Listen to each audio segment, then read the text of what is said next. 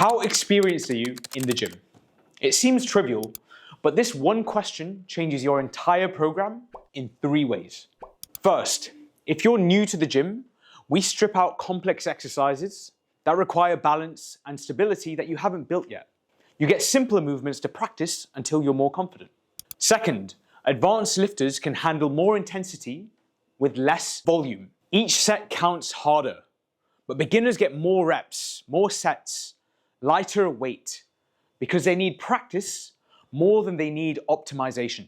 Third, every Spade program is periodized to balance intensity and recovery.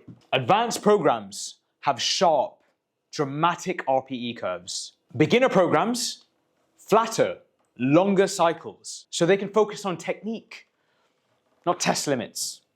All from one question. That's adaptive training.